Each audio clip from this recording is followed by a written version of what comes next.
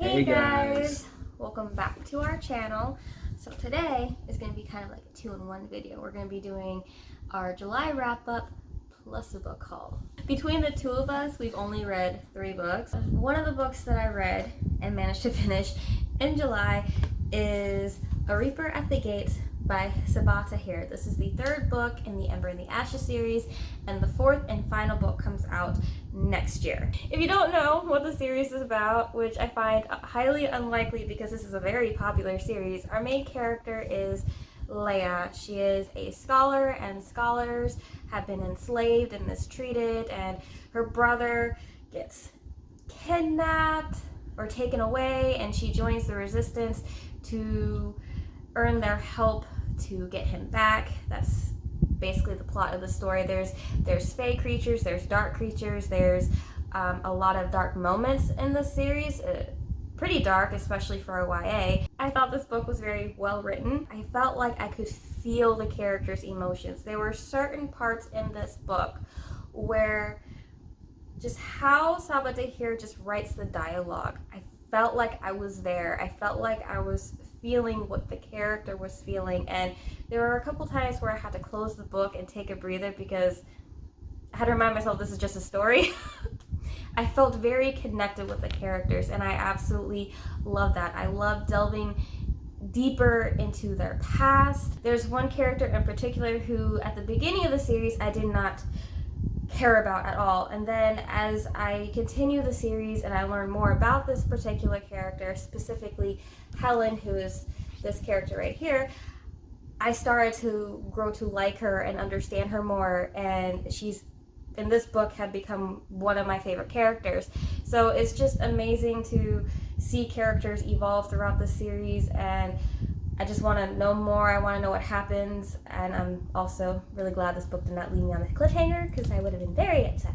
So I gave this book a 4 out of 5 stars, and this was just really fun to read. And on to the book that took her way too long to read. So this book that I finally finished, it came out in March. It's only just over 100 pages. We're in July. It took me a long time to read this book, and that is my dad's book, The Apostles and Me, 12, well really 15 ordinary men and 1 extraordinary lady. Now hear me out, okay? If you haven't watched my reading vlog, it's not because I didn't like this book. I feel like my dad wrote this book very well. It's just that I was in a major reading slump, and the books that I'm drawn to are fantasy type books. I don't usually read nonfiction. With that said, I did finally finish reading it. Just to keep it very simple, it is my dad describing the apostles. The purpose of my dad's book is to illustrate how relatable these men were, how they were just ordinary men and later really became extraordinary, and how we can follow them in a way. That you can relate to them. Yes, that's what I meant. And how you, through your relation to them, you can become more Christ-like. Yes, he nailed it on the head. Good at that. Yes, you are. My favorite part about this book is how he relates his own experience. This book is in no way Bible thumpy or a lecture type of book. When he wrote the book, he wrote it in a way where he was having a conversation with the reader. It was very well written. I need to reread it. I also feel like this book is a little bit hard to explain, but I think also the main purpose is just to reach out to other Catholics, practicing and non, and I feel like even Any Christian could, even if you're not Catholic, if you're just curious even about the apostles, I feel like you would enjoy this book. And my hope is that Catholics around our age would read it, and I think I think they'd get something out of it. Yeah. I gave this one 5 stars, and sometime in the future, we're going to set it up. We're going to have my dad on our channel for a live show to discuss this book, and hopefully you all can join us with any questions you might have. So yeah. Definitely, he's good at answering questions. Yes, he is. We got this book from an author. He asked us to read it and to do a review on it. And my review is on Goodreads, and we will drop that link down in the Description. down there. This book It is absolutely and amazingly. Artwork is just phenomenal. We follow, and I'm probably going to butcher this, but the way I said it in my head was either Rhea or Rinowin. Her full name is Rinowin of the Cadarin, which is a warrior, Viking, barbaric tribe. She is the daughter of the chieftain.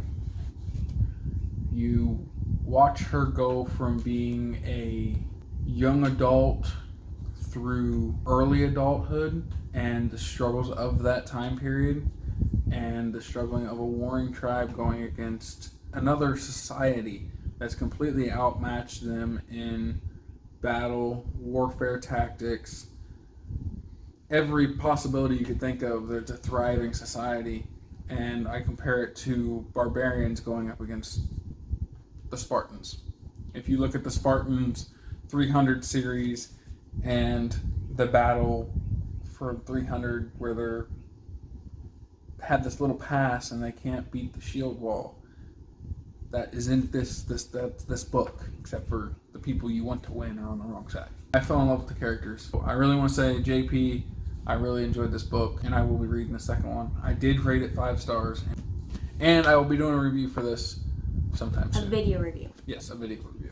So now we're getting on to the next part of this video, which is the book haul. And we haven't bought books in like 3 months, so we kind of splurged. Between the two of us and the kids, we've accumulated 10 books. So for the kids, we got them 3 books, and they are the most adorable books. Yes. I've Any ever parents seen. out there, I recommend it. The first 2 books are from, is it a new series? I feel like it's a new series. From the Wetmore Forest series. Is about these cute little monsters. And the monsters are stuffed animals, and they're plush, and they're soft, and they're cuddly. The stories are so cute. This is Pickles, and this is a story about how he gets lunch, and it's very well written. It is. It's adorable. The illustrations are so cute. The kids enjoyed it, honestly, since we got them these books. They haven't stopped asking. Yeah, we read it before nap. We read it before bedtime, and there's a total of how many books? There's 6 books, and we have 2 of them. So that was Pickles Gets Lunch, and then Butterhorn. Butterhorn Makes friends. makes friends. And Gabby Literally. has Makes friends. and Gabby has like the giant plush, and she snuggles it while we read it, and Jason has his own monster. Look at how cute that is. This next one. So everybody that's gone to Barnes knows how they put books against the counter. And I saw this one and I was like, I gotta get that for the kids because it's awesome. Just read the title. We don't eat our classmates. It's adorable. Even the illustrations. It's about this cute little dinosaur who has The first day of school. and she eats her classmates, and she gets scolded for it. And so she struggles to make friends because she's constantly eating her classmates. And it's an adorable book. We had to get it. Well, this shouldn't be any surprise, honestly. This finally came in the mail. So beautiful. It is a beautiful color. This is Hunting Ground by Patricia Briggs, the second book in the Alpha and Omega series. I mentioned this in our last video because this is on my TBR for a Disney-a-thon, which started today, by the way. And this fulfills one of the prompts. If you don't know, this is a spin-off of the Mercy Thompson series. It does focus on one of the characters from the Mercy Thompson world, but this one seems a bit more romance heavy. It's the only romance that I've actually enjoyed. You enjoy our relationship. You will enjoy Charles and Anne. You think that our relationship is like Charles and Anne? I feel like amazed that you'd say that. That's a compliment. Just saying. Oh, okay. I know what I want to be for Halloween. Okay, I'm gonna move on now. Yeah. I love you. You're still blushing so I am. hard. Moving on. Okay.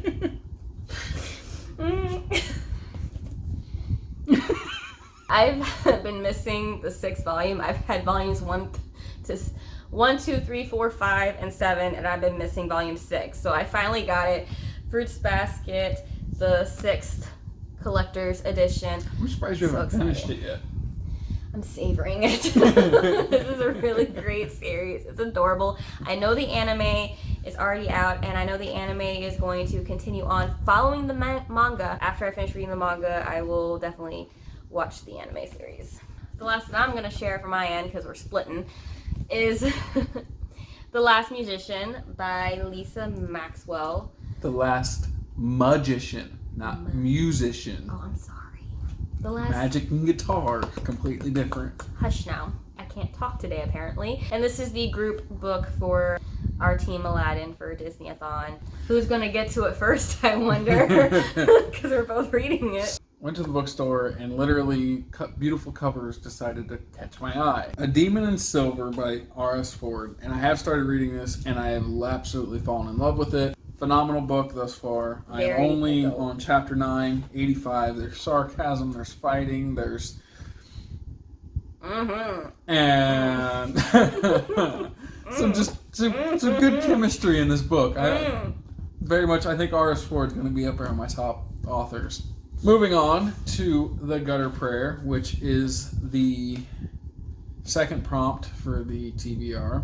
If you guys watch our TBR, we'll have that linked in the bottom. Look at that. How can you walk away from that? It's stunning. And it's blue, and it looks dark at the same time. There's you know light, that saying, never judge a book by its cover? I judge a book by its cover. I judge the book by its cover, too. And I did good this time. Never read either of these authors. I've never read the author of the next book either. So, it's my first delve into a manga.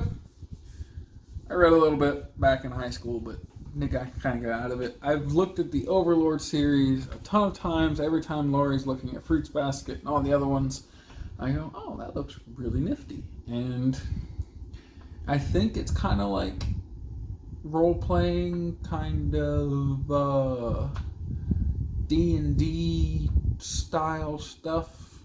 So, who knows? Maybe this will be my interest into D&D. And last but not least, oh my gosh. Oh, I know I'm going to get this. Save the best for last. Yes. Oh my god. I'm the cover. Totally going to get to this before Lori. I know. And it is Storm Cursed. It just took forever. By the way, any Mercy Thompson fans out there, the next book in the series comes out next year, which is why we picked this beautiful, beautiful book up. Patricia Briggs, you have an eye for the artwork for your covers. And so gorgeous. Absolutely stunning. So bad. I still have like 3 books to go before I can read this book. That wraps up our video. Let us know what you're reading this month, or maybe what books you picked up. And if you've read any of these, let us know what you thought. Thank you so much for watching, and we'll talk to you in the next video. Peace out, guys. Take it easy. Bye.